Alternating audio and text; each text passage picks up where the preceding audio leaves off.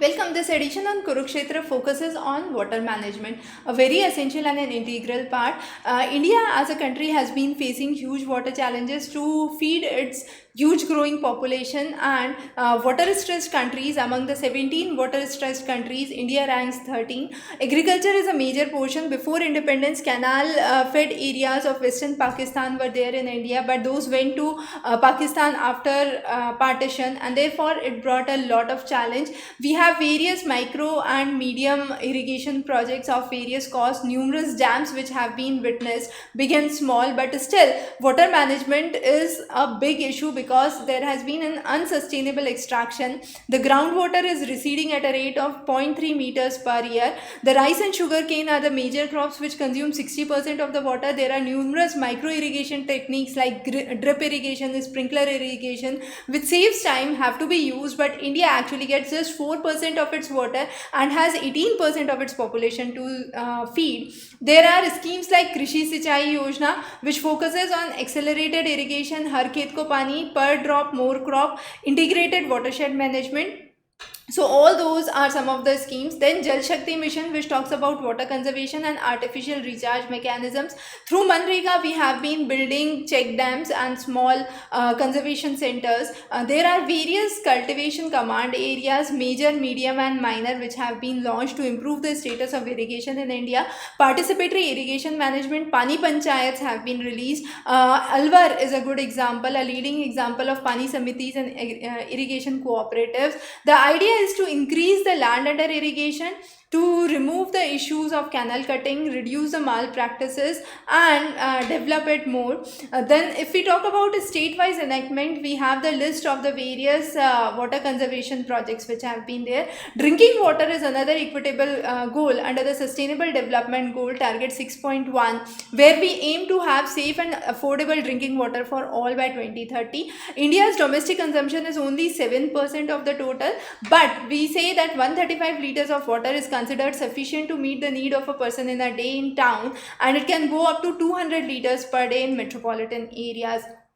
But that availability is a big challenge. With climate change, groundwater depleting at a very fast rate, more than 60% of the agricultural demand water is met through groundwater. This could be in the form of deep tube wells, shallow tube wells or dug wells. There are various socio-economic disparities which exist in the society. Most of the households do not have water supplies on the premises. The female members are burdened for collecting the water from the tankers. We do not have a good time that is spent for quality education, but a lot of time being spent for arranging the basic amenities of the livelihood. So technology infusion is a good way that could actually bring this problem to an end. Capital infrastructure should be boosted, economic loss leakage should be checked. There should be more schemes that should be taken into account. Jal Hi Jeevan Hai is a scheme by Haryana to incentivize the growth of less water intensive crops. Similarly, drip irrigation has now become mandatory for sugarcane cultivation in Maharashtra. Mass awareness and public outreach programs are important. National Water Awards is another good way. Under the 15th Finance Commission, we have been focusing on intensive based grants, performance incentives which are given. Jal Shakti Abhiyan, extremely important for this year's prelims. So this basically talks about providing piped water supply to each and every household in a time bound manner. So there are various blocks where this has been done at a priority. The idea is conserving the water, harvesting the water, reusing the water, watershed development and afforestation in a holistic view. Catch the rain as it comes in 2021 is the slogan, which focuses on establishing Jal Shakti Kendra in all districts, collaboration with Nehru Yuva Kendra, campaigning, awareness building, bringing in the slogans like through Nukkad Nataks, debates, essay, quiz are some of the ways. Then in 2022, we are talking about spring shed wetland and catchment area development.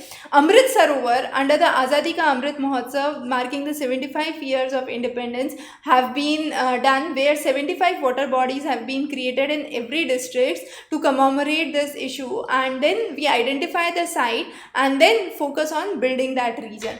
So the central team to the districts have been identified. The traditional knowledge is extremely important. The knowledge that our ancestors gave, like baudis, talab, vows, how we can preserve that, how we can conserve those. So various tips, for example, in northeast, bamboo pipes are used. Apatani is a harvesting system of water used by Apatani tribe. Apatani is a wet rice cultivation and fish farming system on hilly areas with less slope. Zabo is another indigenous method which focuses on basically harvesting the rainwater in the regions of Nagaland. Then Chiozi is by the Angami tribe of Nagaland. This is where a long channel carries the water. Dongs are the ponds which are created by Bodo tribes of Assam. Ghara or Dhar are in the regions of Assam to channelize the river water to the agricultural area. Similarly, in the west, we have the Talai. Small is Talai, medium is Talab, and the large is Sagar. So Udaipur, Pichola, Fateh Sagar, Uday Sagar are some of the examples. Chandela King built numerous ways to actually have good groundwater. Tanks, kunds, talabs have been built. In Deccan, the elevation has been changed. The rainfall is modest and embankments have been built. Kholi tanks is again the name of the group of cultivators who built these tanks 3 centuries ago, and they came into existence in the Bhandra district of Madhya Pradesh. Bhandara is a traditional system for check dams. Fad is a traditional harvesting system for more than 4 centuries old in the parts of western Maharashtra. We have 3 river basins, Panjara, Moson, Arham in the region. Kere in Kannad is another traditional method. Ramtech model is another model in Maharashtra where you have a network of groundwater conservation. In south, temple tanks like Kovil Kulam in Tamil Nadu, Kulam in Kerala, Kalyani in Karnataka, and Cheruvu in Andhra Pradesh have been built. These temple tanks serve the purpose of religious activities, float festivals, and then also the nearby system tanks get their water from the overflow of the reservoirs. Then we have non-system tanks which depend only on the rainfall. Kulam is a small pond close to the temple and is constructed by the local people. There are numerous other water bodies, like Zinc is a system in Ladakh where melting of the glacier water is stored. Khul is a system in again Himalayas, and here discharge of 15 to 100 liters of water per second actually takes place and is stored. There is various revival areas which are done. Urban water management is done. We have Songma Changkuk who basically worked on building the ice stupas to provide water in the areas of deserts of Leh Ladakh. Then, as we mentioned, for India, it is an extremely water stressed country. So we have huge resources which are going into public awareness, communication, sustainable water management. There are various precipitation sources that have to be checked. The surface water has to be checked. Now, if we focus on the extraction, 89% goes for agriculture with just 10% for domestic and 1% for irrigation. Note that the bifurcation of the pie diagram is not clear. So actually it's 89% for agriculture, then you have 10% for domestic and just 1% for industry. So that's how the pie chart should look like. Anyways, surface water withdrawals, again agriculture is the major withdrawal. If we talk about per capita water availability, it has been significantly reducing over the years. Water stress conditions are seen. Agni Mission is a mission through leverage technology and innovation for clean water and bring in more advisories, bridge the gap between innovation and adaptation. There are various stakeholders for clean water and innovation technology which is available. Now, how do we improve water solutions? By filtration technology, monitoring the solutions. Jal Abhyaranya program is for the natural springs. We have mission for Himalayan studies which is under the GB Pant National Institute, talking about replication of rejuvenation of the drying springs in the Himalayan areas. The India's commitment to UN for climate change and the projected climate change developments in the region has to be assessed. Sonam Wanchuk, we already said the idea of ice stupas at sub-zero temperature where water availability is very less, building an artificial glacier glaciers and taking the water whenever required. Rejuvenation of river water on a regular basis. We have 13 rivers which collectively have a basin of nearly 19 lakh square kilometers, which cover nearly 60% of the geographical area,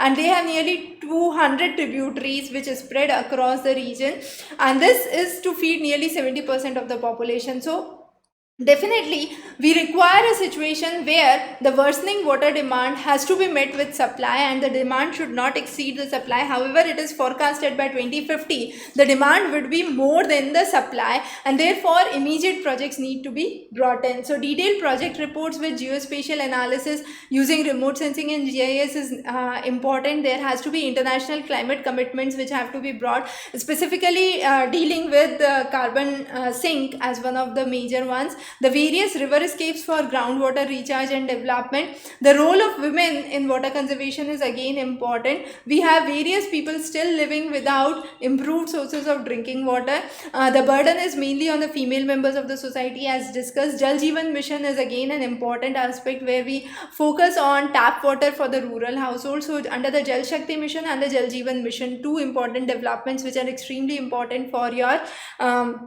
examination point of view. Women's role in bringing Pani Samiti's proper sanitation system and focusing on the field test kits, which is mainly the pH, alkalinity, chloride, nitrate, hardness, fluoride, iron residual and H2S to be checked. So there has to be a bottom-up approach for the same. UNDP report has been working focusing on elevating the issues of water scarcity through independent action groups and the various developments through sustainable development goals have to be met. Now we focus on a society where we have poverty-free, healthy, child-friendly village with clean, green surroundings, good governance and rapid development. So for the water, it is mainly the domestic agricultural institutional sustainability and rainwater harvesting which is extremely important. So clean and green with zero hunger in the next few months, anemia Mukt Bharat, tapped connection to all by 2024 are and can be achieved only with the help of village panchayats, the water sufficient villages, along with the thematic development of the various regions has to be done. So this was about the developments that we have seen in Kurukshetra July edition. We do cover Yojana and Kurukshetra on a regular basis. The lot of theoretical content which is there is available on the handouts on Exam-Race current affairs for free. So don't miss to subscribe to the mailing list for current affairs on Exam-Race. Wish you very good luck. Thank you.